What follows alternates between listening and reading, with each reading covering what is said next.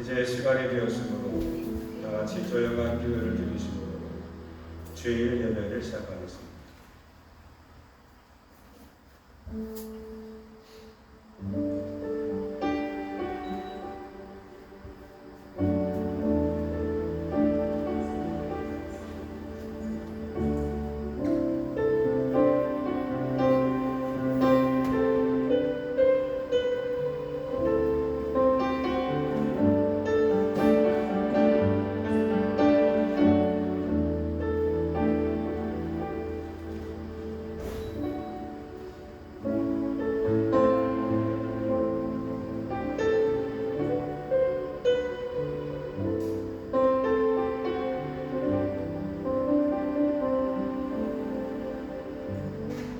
내 영혼아, 내가 어찌하여 낙심하며 어찌하여 내 속에서 불안해하는가. 너는 하나님께 소망을 두라.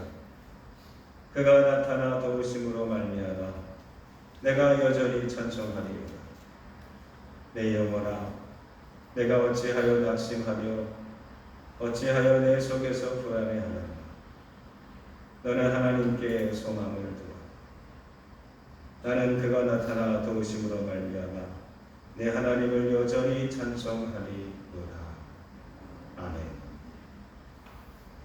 다 함께 일어나서서 찬송가 210장 찬송하겠습니다.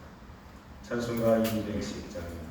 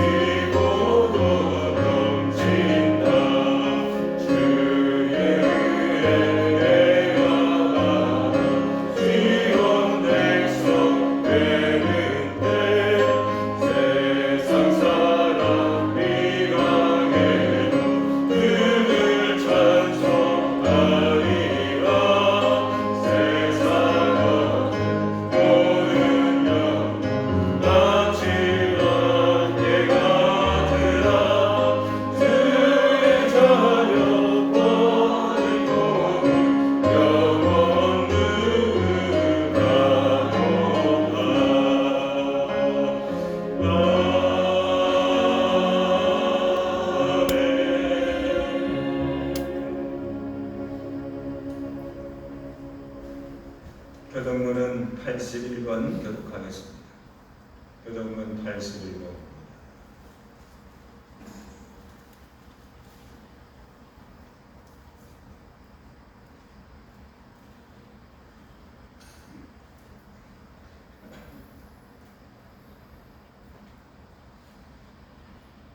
그러므로 주 안에서 같이 내가 너희를 권하노니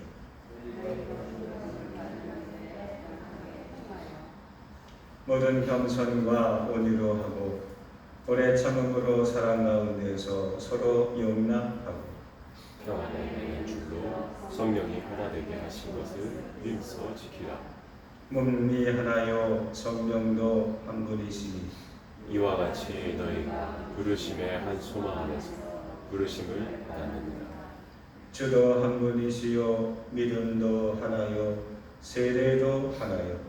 하나님도 한 분이시니 곧 만유의 아버지시며 만유 위에 계시고 만유를 통일하시고 만유 가운데 계시도다.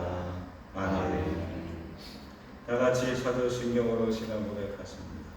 나는 전능하신 아버지 하나님 천지의 창조주를 믿습니다. 나는 그의 유일하신 아들 우리 주 예수 그리스도를 믿습니다.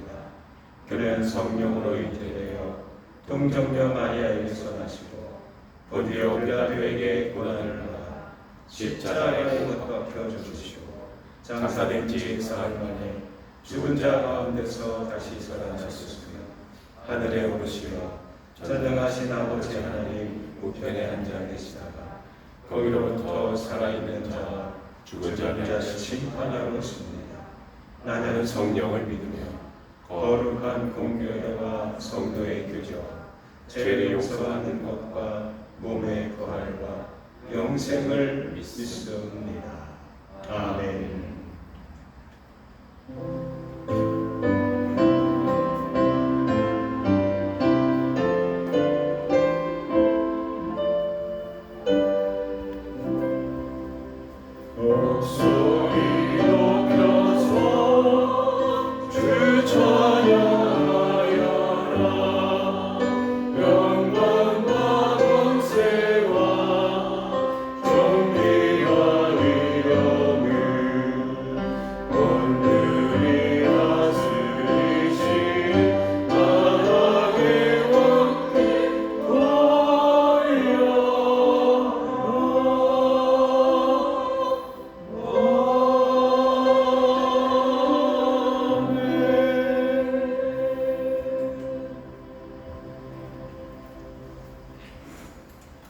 먼저 하나님의 말씀을 읽도록 하겠습니다.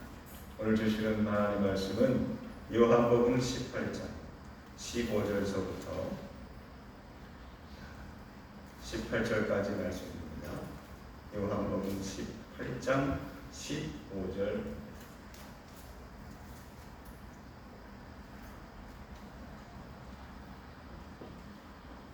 제가 봉독하겠습니다. 시몬 베드로와 또 다른 제자 한 사람이 예수를 따르니 이 제자는 대제사장과 아는 사람이라. 예수와 함께 대제사장의 집들에 들어가고 베드로는 문 밖에 서 있는지라. 대제사장을 아는 그 다른 제자가 나가서 문 지키는 여자에게 말하여 베드로를 데리고 들어오더니 문 지키는 여정이 베드로에게 말하되 너도 이 사람의 제자 중 하나가 아니냐 하니 그가 말하되 나는 아니라 하고 그때가 추운 거로 종과 아래 사람들이 불을 피우고 서서 쬐니 베드로도 함께 서서 쬐더라. 아멘. 이 시간 다 같이 함께 기도하기를 원합니다.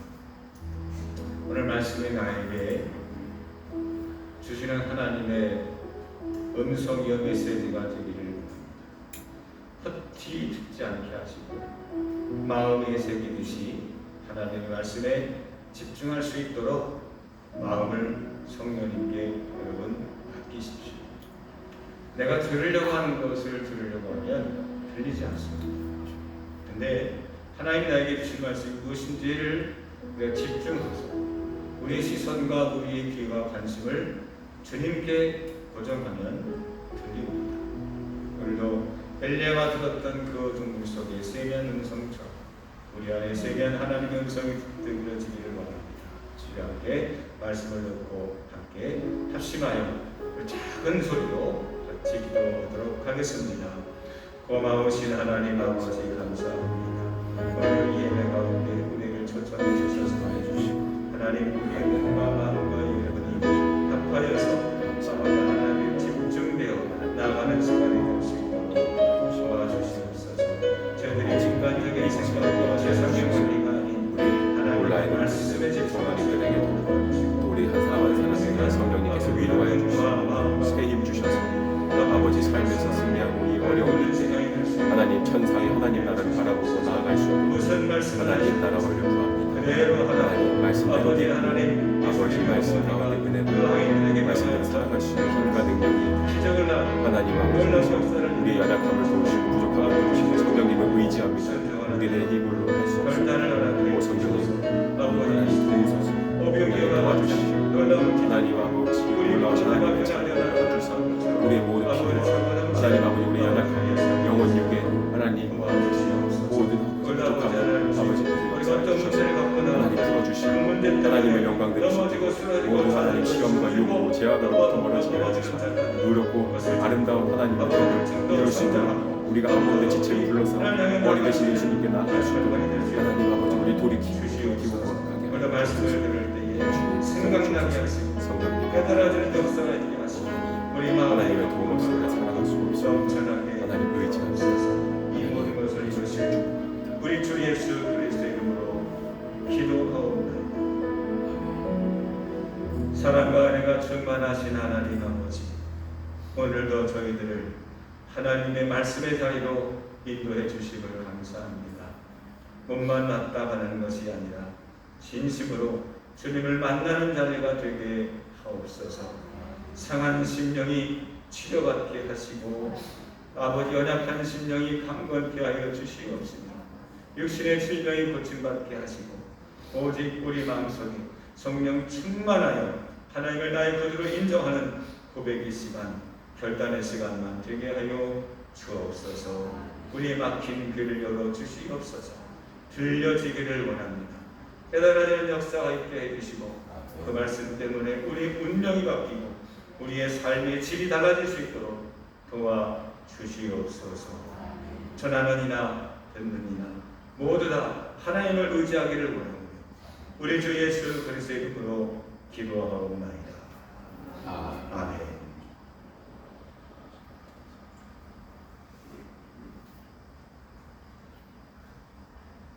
사람들은 우리를 기독교인이라고 말을 합니다. 기독교인이란 그리스도인을 말하는 뜻이죠.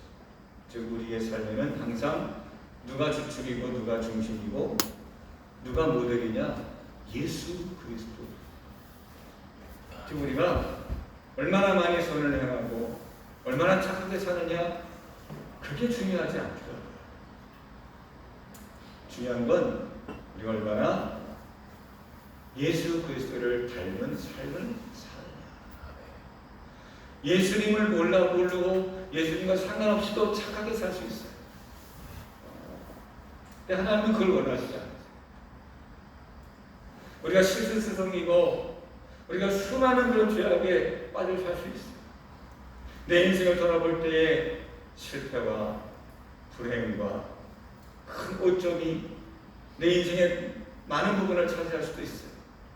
사람들은 나를 실패했다, 나쁜 놈이다, 악인이라고 낙인 찍을 수도 있어요.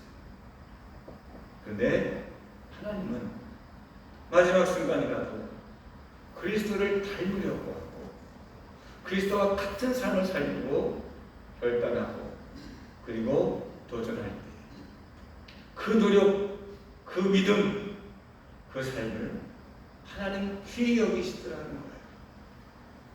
그래서 예수님이 십자가 달려 죽으실 때에 양옆에 있었던 그 강도 중에 한 명이 주여 오늘 주님이 계시는 그곳에서 나를 기억해 주시옵소서. 그 말 한마디가 그래 내가 오늘 나와 함께 남원해서 천국 갔어요. 할렐루야. 아멘. 마지막 순간에 세상에서는 이 사람은 도저히 살 가치가 없다라고 재판하고 사역을 언도해서 예수님과 같이 죽기 바로 일보 직전에 예수님도 구원을 받아서 하나님의 나라에 갔어요. 그러므로 우리는 얼마나 오래 사느냐, 얼마나 권세를 들고 사느냐, 얼마나 인기를 들고 사느냐 이게 중요하지 않아요. 하나님의 인정하시는 삶, 하나님의 옳다라고 우리를 칭찬하시는 삶, 그 삶이 무엇인지를 알고 우리가 살아갈 때에 우리의 인생은 실패가 아닌 성공이에요. 우리 인생은 잘 사는 거예요. 그러므로 여러분, 때로는 인간적인 기준에 의해서 처지고 낮아지고 보잘것이 없다고 해서 여러분 낙심할 때가 있습니다. 내 나이에 이제 다 흘렀어. 아유, 나는 이제 헛살았어. 내가 이룬 건 하나도 없어라고 허탄할 때가 있습니까? 걱정하지 마세요. 하나님이 어떻게 생각하시는지가 중요하고요. 하나님이 옳다고 하나님이 칭찬하시면 그것이 그 모든 것들을 다 상쇄시킬 만큼 큰 은혜요 축복인 줄로 믿으시는 분만 아멘 하시기 바랍니다. 아멘. 할렐루야. 아멘. 그래서 하나님 원하시는 삶이 뭐냐? 그리스도인 되는 거예요. 그리스도를 닮아가는 거예요. 그리스도와 같은 생각, 그리스도와 같은 가치관, 그리스도와 같은 그런 신앙관을 우리가 가져야 되는데 그것보다 더 중요한 게 있어요. 이것들보다도 더 중요한 게 있어요. 그래서 어떤 그리스도인이 되느냐? 한번 따라합시다. 진정한 그리스도인이 됩시다. 진정한 그리스도인이 됩시다. 여러분 진짜 그리스도인 되시기를 주님의 이름으로 축원합니다. 네. 아무리 예수님과 같은 생각을 갖고 예수님처럼 행하고 예수님처럼 능력을 행하고 예수님처럼 많은 기적을 행해도 이것이 없으면 안 돼요. 그게 뭐냐? 바로 예수님의 십자가입니다. 뭐라고요? 예수님의 십자가예요. 그래서 십자가 신앙이 우리가 3주 전서부터 제가 늘 강조하고 그래서 이 본문을 찾게 하고 이것을 강조하면서 그 십자가 신앙에 대해서 이야기를 지금 또 하고 있습니다. 혹시 지난주 여러분 말씀의 제목이 기억나시는 분 계신가요? 지난주 제목은 예수의 십자가였어요. 오늘 말씀의 제목은 뭐겠어요? 나의 십자가. 예수님의 십자가를 지셨던 것처럼 이제는 예수님의 십자가 사건이 아니라 이제는 뭘 생각해야 되느냐? 나의 십자가가 무엇이고 내가 십자가를 어떻게 질 것이냐를 우리가 생각하고 고민해야 할 필요성이 있기 때문입니다. 십자가는 한 다른 말을 말하면 거룩한 짐입니다. 거룩한 뭐라고요? 짐이라고 했어요. 인생을 살아가면서 하나님께서 내게 주신 거룩한 인생에 정말 힘든 짐이 있습니다. 십자가. 오늘 말씀 아니고요. 1번에 보시면 갈라디아서 6장 2절에 이런 말씀이 있습니다. 사도 바울이 갈라디아 교인들에게 하신 말씀인데 너희가 짐을 서로 지라. 그리하여 그리스도의 법을 성취하라. 너희가 짐을 서로 지라. 짐, 십자가를 말하는 것입니다.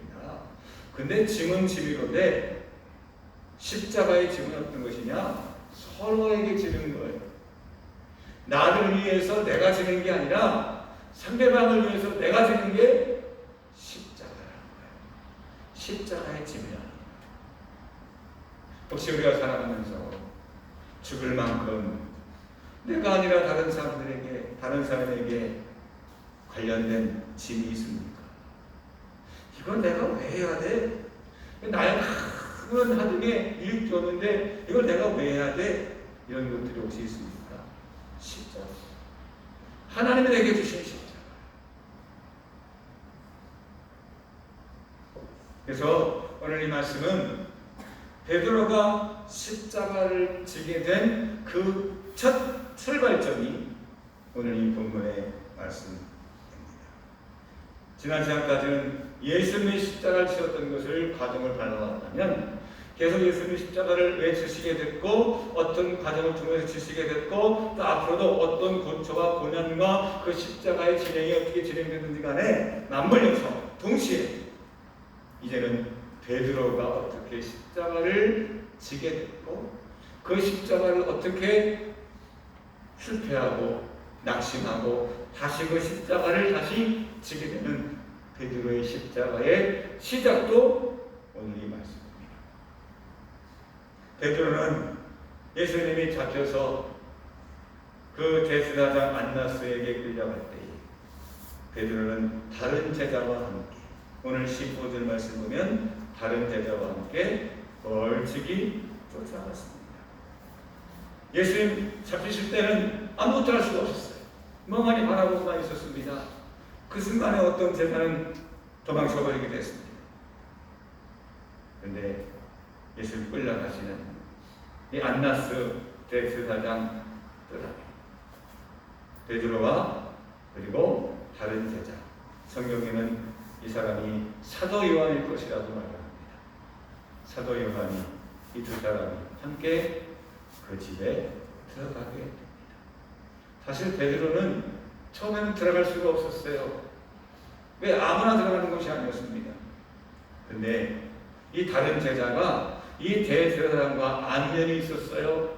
그래서 그 사도 요한의 도움으로 베드로가 겨우 이제 이 뜰에 들어가게 됩니다. 그렇습니다. 십자가의 신앙이란 예수님을 따라가는 거예요. 예수님이 하셨던 대로 우리가 쫓아가는 거예요. 아이 선생님은 선생님이고 나는 나고 이게 아니라 우리가 그리스도의 제자가 되고 참 그리스도인이 되려면 예수님이 가셨던 것을 그대로 우리가 답습하며 걸어가는 거예요. 예수님은 그거를 위해 이 땅에 오셨기 때문입니다. 우리가 걸어가야 될 진정한 우리의 인생길을 먼저 주님께서 인간의 몸을 입고 이 땅에 오셔서 그 모든 고난을 본인이 걸어갈 필요가 없음에도 불구하고 누구를 위해서? 우리를 위해서 걸어가주셨어요. 그래서 십자가의 길은 이렇게 걸어가는 것이라고 우리에게 모델이 되어주셨어요. 베드로는 그 예수님의 부흥에 쫓아갔습니다. 따라갔습니다.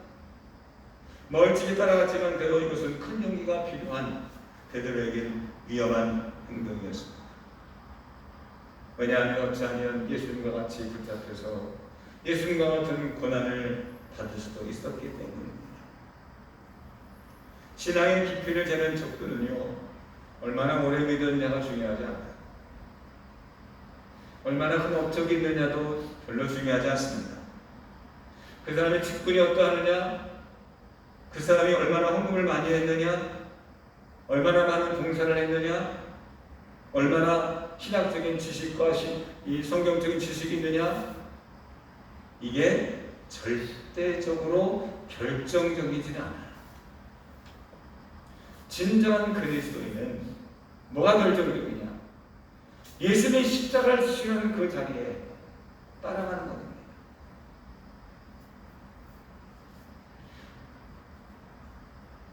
예수님께서 제자들에게 이런 말씀을 주셨어요. 마태복음 16장 24절에 동그라미 2번이죠. 이에 예수께서 제자들에게 이르시되 누구든지 나를 따라오려거든 자기를 부인하고 자기 십자가를 지고 나를 따를 것입니다. 여기에 여러분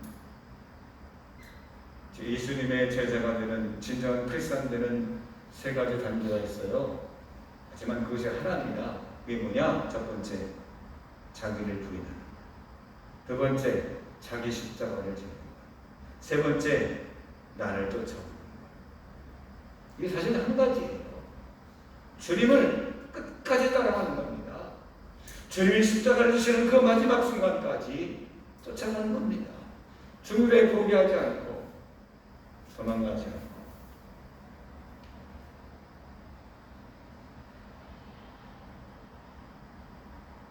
겟세마네 동산까지 함께하는 것으로는 부족합니다.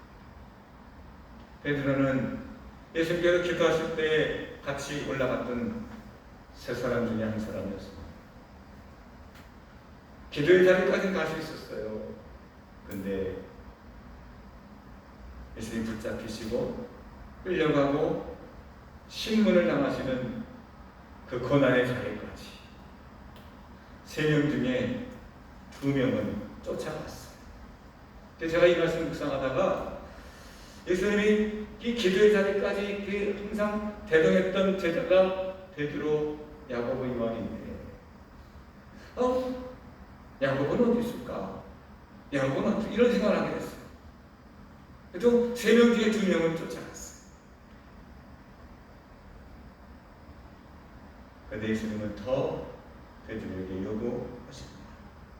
재판받는 자리뿐만이 아니라 골고다 언덕까지, 심지어 죽음의 자리까지 베드로를 초청하고 계시다는 사실. 아니, 예수님을 따르고자 하는 모든 크리스천들에게 주님은 끝까지, 마지막까지 예수님을 쫓아오라고 그들에게 요청하고 있다는 사실이에요. 어떤 분이 통화다 그런 고백을 했어요. 목사님, 저 이거 안 되면 큰일 나요. 이거 빨리 해결해야 되는데 안 되면 큰일 나요. 이거 어떡하죠? 저거 죽을 것 같아요. 제가 그 심정을 알아요. 얼마나 절박하면 몇 번씩 전화하고 또 통화하고 의지했겠어요. 목사님, 저를 위해서 기도해 주세요. 제가 기도하겠습니다. 너무 절박해요. 아마 그분 입장은 죽을 것만 같아. 이거 안 되면 큰일 날 것 같아. 이거 안 되면 정말 내 인생 난 못 살 것 같아.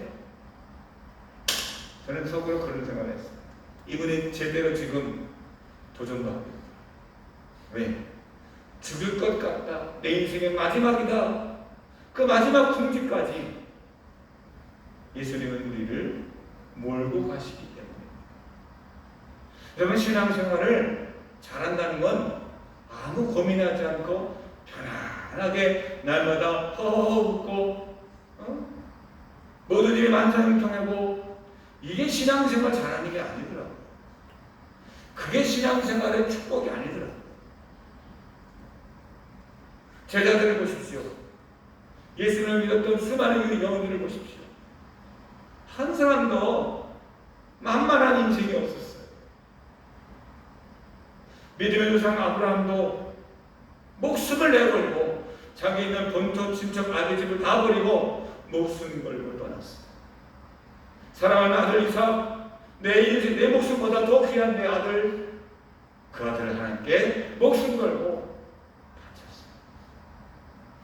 신앙은 죽느냐 사느냐 고민하고 갈등하게 하는 그 마지막 자리까지 하나님 우리를 몰고 가시는데, 그걸 넘었을 때 우리가 믿음이 생기는 거고, 우리의 신앙이 자리 잡는 거고, 그제서야 우리가 그리스도인이라고 인정받게 된다는 거예요.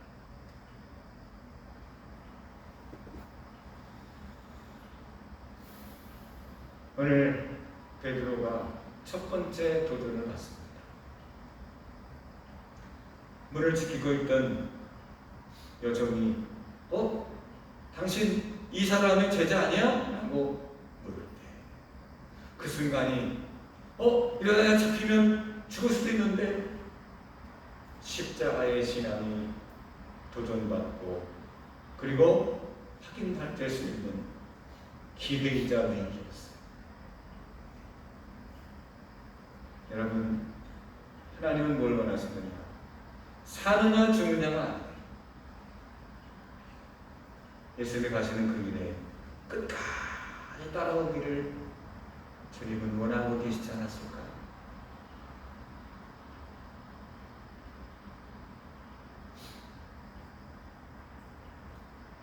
여러분, 끝까지 주님을 쫓아갈 수 있는 진정한 참된 그리스도인 되시기를 주님의 이름으로 축원합니다. 아멘. 한번 따라합시다. 끝까지 따라가겠습니다. 할렐루야. 아멘. 근데 이 제자, 이 베드로가 다른 제자의 도움을 받아서 들어가는 순간 한 여종에게서 질문을 받죠. 오늘 말씀에 보면 16절에 이렇게 설명합니다. 베드로는 문 밖에 서 있는지라. 그 대제사장 안나스의 그 문 밖에 서 있었고, 다른 제자 한 사람은, 그 요한은 문 안에 있었어요. 그래서 못 들어오니까 나가서 베드로를 데리고 이제 그 문 안으로 들어가려고 할 때 문을 지키고 있었던 여종이 말합니다. 그 사람 아니냐? 예수님의 제자 중 한 사람 아니냐? 이때 베드로가 뭐라고 고백합니까? 17절 말씀 보니까 그가 말하되 나는 아니라. 난 아니에요. 저 아니에요. 짤막하게 두 단어로 난 아닙니다. 저 아닌데요. 그래서 제가 한번 이 말씀 가지고 한 주 동안 묵상했어요. 그 당시 상황이 어떠했을까? 기도하고 읽어보고 다른 본문을 읽어보고 이 주석도 여러 가지 읽어보고 내린 결론이 뭐냐? 이런 거예요. 갑자기 물어보니까 걱정하다가 이렇게 어떡하지 하다 물어보니까 당황해서 저 아닌데요? 이런 느낌이었어요.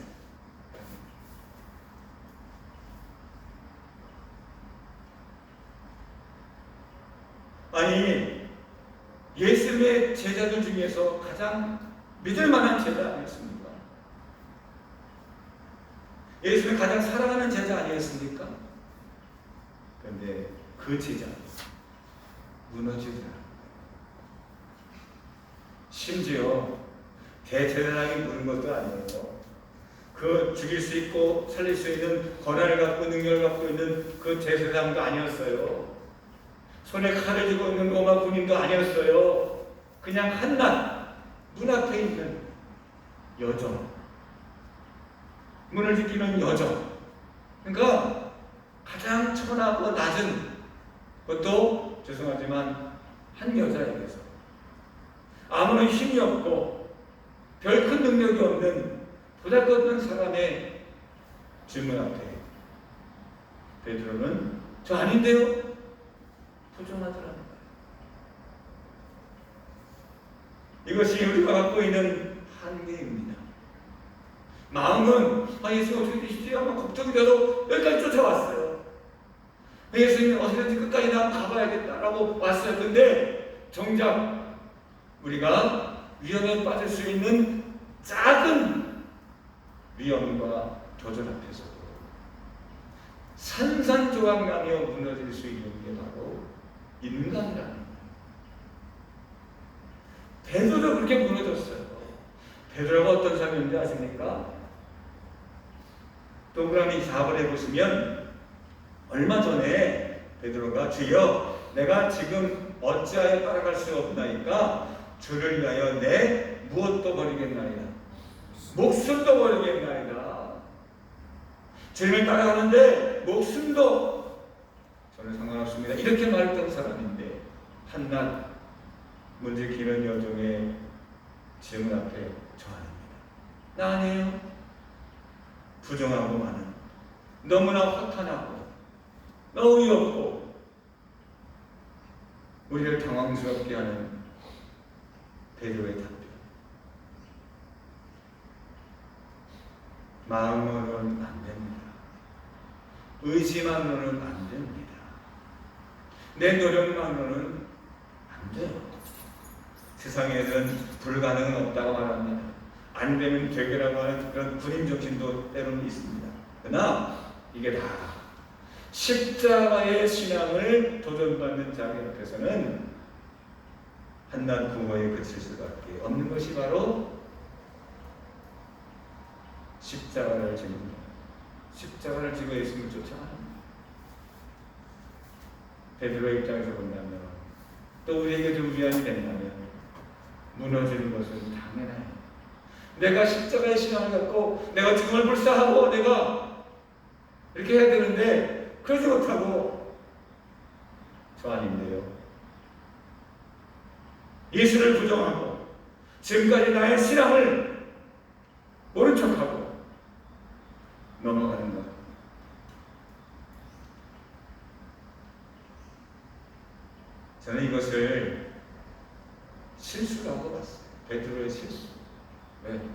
누구나 다 하는 거예요. 누구나 다 그럴 수 있어요. 그러므로 사랑하는 여러분들, 내가 하나님 보시기에 말씀의 기준에 온전치 못하고 부족하다 할지라도 여러분 너무 자책하지 마세요. 베드로도 이렇게 부르셨어요. 아브라함도 자기 부인을 자기 여동생이라고 거짓말했어요. 왜? 인간이 그래요. 그래서 예수님께서 미리 우리에게 말씀하셨어요. 하늘로 승천하시기 전에 제자들에게 위로부터 능력을 입을 때까지 예루살렘을 떠나지 말라. 위로부터 능력을 얻을 때까지. 위로부터 주시는 능력이 뭡니까? 성령. 세상에서 얻을 수 있는 능력이 아니라 내가 너희들이 증인되고 내 제자가 되는 것은 너희들이 열심히 노력한다고 되는 게 아니라 세상의 지식을 얻는 것이 아니라 위로부터 능력이 임해야 증인이 되고 예수님의 제자가 되고 참 그리스도인이 된다고 미리 말씀하셨어요. 그게 누구예요? 보혜사 성령님이에요.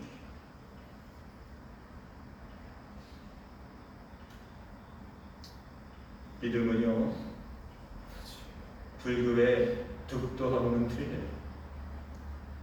고행과 수련을 통해서 뭔가 얻을 수 있는 그 구원하고는 질적으로 틀려요. 우리 노력이 있어야 되지만 결정적으로는 하나님께서 우리를 들어주셔요. 하나님께서 나에게 힘을 주셔요. 그래서 우리가 믿음으로 구원받는다는 거예요. 믿음으로.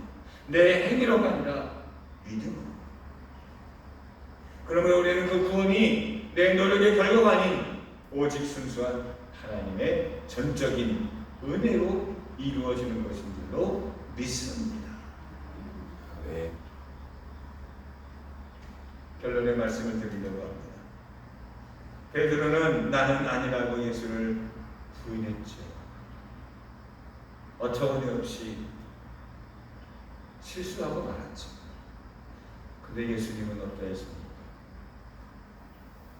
우리가 얼마 전에 본문에 보면 그 위에 보시면 예수님은 예수를 잡으러 왔던 수많은 로마 군병들 앞에 예수님이 누군지를 몰라서 헤매고 있을 때 예수님은 그들에게 다가가셔서 그들에게 이렇게 자기 자신을 드러내셨어요. 어디 말씀을 보시냐면 18장 5절 말씀, 18장 6절 말씀입니다. 뭐라고 했는지 짤막하게 베드로가 나는 아니라고 한 그 말에 비교해서 한번 살펴보시기 바랍니다. 제가 읽겠습니다. 18장 5절 대답하되 나사렛 예수라 하거늘 이르시되 내가 그니라 하시니 그를 파는 유다도 그들과 함께 섰더라. 6절입니다. 예수께서 그들에게 내가 그니라 하실 때 베드로가 나는 아니에요 부정할 때 예수님은 내가 너희들이 찾는 그 사람이다. 예수님의 십자가와는 달리 베드로의 십자가는 너무나 초라하고 불쌍하고 불쌍합니다.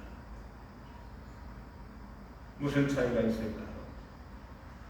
왜 예수님은 십자가를 그렇게 당당하게 나는 너희들 찾는 그 사람이라고 나다. 십자가 앞에 당당하셨다. 그래서 오히려 그 군병들이 다 놀라서 그 자리에 엎드려 멈칫할 만큼 위험 있고 흔들림이 없는 그런 강한 믿음을 우리에게 보여주셨는데 반해서 왜 베드로는 나 아닌데요 라고 부정하고 도망치고 자기 자신을 숨기고 그렇게 나약하게 실수할 수밖에 없었을까요? 그 이유는 여기에 있다고 생각합니다. 뭐냐? 한번 따라합시다. 나의 십자가를 준비하자. 나의 십자가를 준비하자. 다시 한번 나의 십자가를 준비하자. 나의 십자가를 준비하자. 그렇습니다. 예수님에게도 십자가 있듯이 베드로에게도 십자가가 있듯이 우리에게도 십자가가 있는데 누구든지 간에 그 십자가를 준비한 사람은요, 십자가 앞에 당당해지고, 십자가가 내 인생의 고난이고 내 인생의 불행이고 실수요 부끄러운 나의 과거가 아니라 십자가 앞에 당당해지고, 십자가가 나의 자랑이 되고, 그 십자가를 넘어섬으로 내 믿음이 한 단계 성장하는 발걸음이 되고 계단이 될 수 있었던 이유는 십자가를 예수님은 준비하셨기 때문에. 베드로는 미처 준비하지 않았어.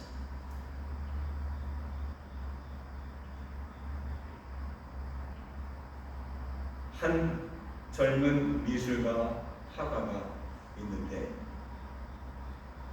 그림이 팔리지 않아서 너무너무 힘들어서 자기의 스승님을 찾아가서 하소연합니다. 선생님, 제가 3일 동안 열심히 그림을 그려서 내놨는데 1년이 지나도록 팔리지 않아요. 그런 그림들이 지금 여러 개 수두룩합니다. 얼마나 화가 나겠어요. 얼마나 힘들겠어요. 그러자 그 스승이 그 제자의 어깨를 두드리며 이렇게 말합니다. 그래, 앞으로는 그림 한 점 그리는데 1년을 열심히 준비해. 얼마를 준비하라고요? 1년. 그 제자는 며칠 동안 그림을 그렸어요? 3일. 또 말합니다. 네가 1년을 열심히 준비해서 그림을 그리면 자네 그림은 3일 안에 팔릴 거야. 사랑하는 성도, 우리가 십자가 앞에 무너지는 이유는 준비하지 않았기 때문에, 노력하지 않았기 때문에. 베드로가 첫 번째 이 십자가의 도전 앞에 맥없이 무너질 수밖에 없었던 이유는 준비하고 대비하지 않았기 때문입니다. 여러분, 나에게도 십자가가 있다는 여러분 사실을 인정하십시오. 십자가를 피해가려고 하지 말고, 십자가가 다가오면 도망가지는 하지 말고, 이건 내가 아니야, 다른 사람이 할 거야, 피해가지 말고 나의 십자가를 기다리고 준비할 때 그 십자가가 나의 위기가 아니라 기회요 축복이 될 줄로 저는 믿습니다. 우리가 뭘 기다려야 되고 어떻게 기다려야 될지는 다음 주에 또 이야기 나누도록 하겠습니다. 기도하겠습니다. 은혜와 사랑이 충만하신 하나님 아버지, 오늘도 십자가의 신앙에 대해서 함께 생각하게 하시니 감사합니다. 우리가 도망치는 신앙이 아니라 도전하는 신앙이 되게 하여 주옵소서. 걸려 넘어지는 자가 아니라 딛고 일어서는 자가 되게 하여 주옵소서. 예수님 이름으로 기도합니다. 아멘.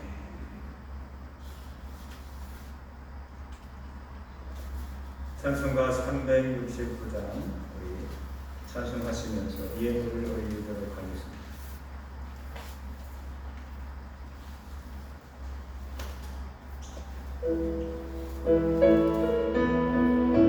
1절 3절 찬송합니다.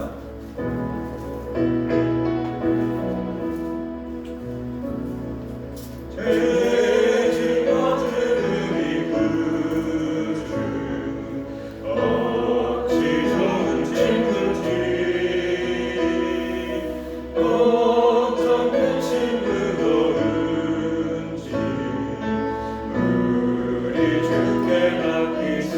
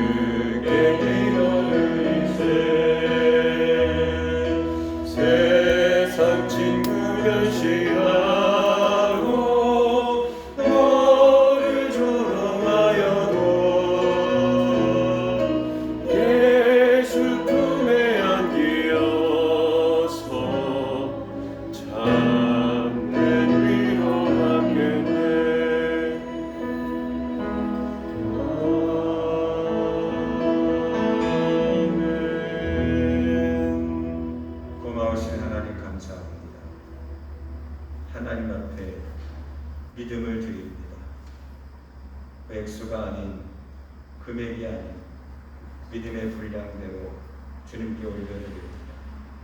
하나님께서 동전 두렙돈을 보고 칭찬하셨던 것처럼 복을 내려주시고 그 겨자씨 하나님 큰 나무가 되는 것처럼 더할 나위 없는 은혜가 은총으로 함께하여 주옵소서.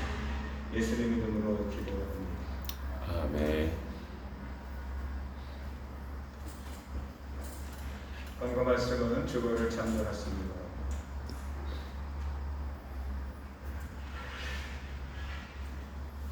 우리가 예배 인원이 한 예배마다 거의 다 차기 때문에 다음 주부터는 한시적으로 10시 예배를 추가해서 3부 예배를 드립니다.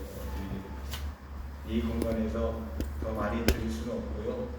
또 교육관도 생각해봤는데 이렇게 장소가 떨어지는 것이 또 큰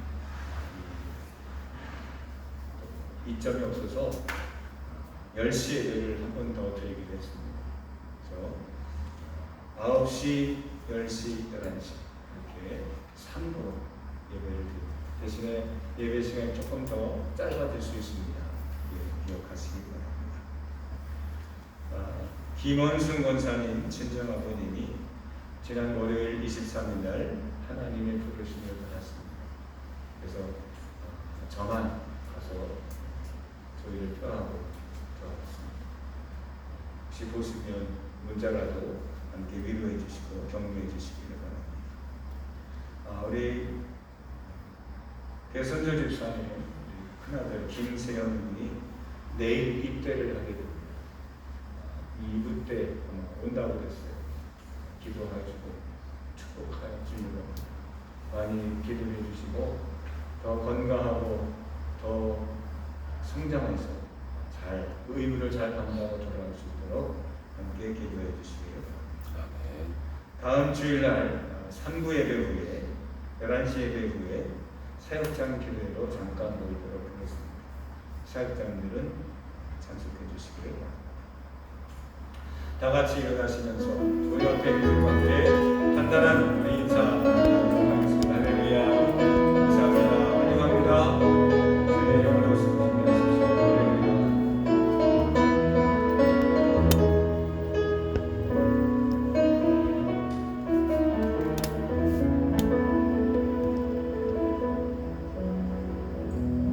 제가 마지막으로 축도하고 예배를 마치겠습니다.